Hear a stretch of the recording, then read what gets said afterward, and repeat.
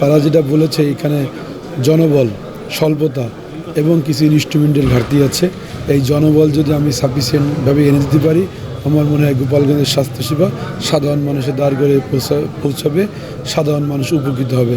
সেই ব্যবস্থা আমি করব এবং আমার যারা এখানে চিকিৎসকবৃন্দ তারা সর্বাত্মকভাবে আমাকে সহযোগিতা করবে, যাতে আমি এই গোপালগঞ্জ মেডিকেল কলেজের স্বাস্থ্যসেবা সাধারণ মানুষের দ্বার করে পৌঁছে যায় এবং 24 ঘন্টা দিনরাত 24 ঘন্টা যদি ইমার্জেন্সি অপারেশনগুলো গোপালগঞ্জ মেডিকেল কলেজ হাসপাতালে চালু হয়, সেই ব্যাপারে তারা সর্বাত্মক সহযোগিতা করবে।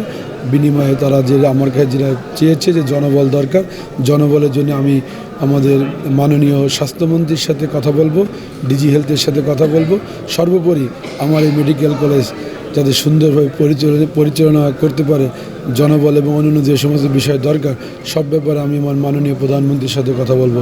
আমি চাই গোপালগঞ্জের এই হাসপাতালটাকে একটা মডেল হিসেবে গড়ে তুলতে, যাতে এই হাসপাতালে শুধু গোপালগঞ্জের সাধারণ মানুষ চিকিৎসা নেয় না, গোপালগঞ্জের আশেপাশে যেমন নড়াইল, বাগেরহাট, পিরোজপুর, আপনার ফরিদপুরের কিছু অংশের লোকজন এখানে আসে, বরিশালেরও কিছু লোকজন এখানে আসে, বিভিন্ন জেলা থেকে আসে। তাই এই হাসপাতালটাকে আমি একটা মডেল হাসপাতাল হিসেবে গড়ে তুলতে চাই।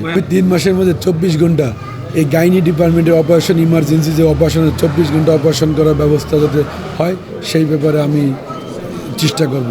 আর এইখান থেকে যাতে সাধারণ রোগী যাতে রিফার্ড কম হয় সেই ব্যাপারে আমি আইসিইউ সিসিইউ চালু করে আমি 3 মাসের মধ্যে দেখাতে চাই যে গোপালগঞ্জের ট্রিটমেন্ট গোপালগঞ্জ বসি হচ্ছে। কারণ গোপালগঞ্জে কোনো সিন্ডিকেটের অবস্থান থাকবে না, কোনো সিন্ডিকেট কোনো কারসাজি গোপালগঞ্জ চলবে না। আর যাদের সাধারণ মানুষ সবাই সমান, এখানে যারা রুগী হিসেবে আসবে সবাই ওই 10 টাকার টিকিটে সবাই ডাক্তার দেখাতে পারবে। এখানে কোনো সিন্ডিকেট করে বেশি নেই। আর স্থানীয় যারা বলছেন আগামীতে যখন আউটসোর্সিংয়ের লোক নিয়োগ দেবে তখন সেইভাবে ব্যবস্থা নেবে যাতে স্থানীয় যাতে কোনো দৌরত্ব না দেখাতে পারে। এখানে কোনো দালালদের যে দৌরত্ব আছে, দালালদের ব্যাপারে আমাদের এই হাসপাতাল প্রশাসন যথেষ্ট সচেতন এবং এর পাশাপাশি আমি আমাদের স্থানীয় যে পুলিশ প্রশাসন আছেন তাদেরকে এবং মোবাইল টিম আছেন তাদেরকে আমি বলবো যে গোপালগঞ্জ মেডিকেল কলেজ হাসপাতালে কোনো দালালদের কোনো অবস্থান হবে না। এই দালালদের ধরার জন্য ম্যাজিস্ট্রেট সহ মোবাইল টিম থাকবে। যদি কেউ দালালি করে, যদি কোনো দালাল কোনো রুগী ভাগায় নেয় অবশ্যই তাদের ব্যবস্থা নেওয়া হবে।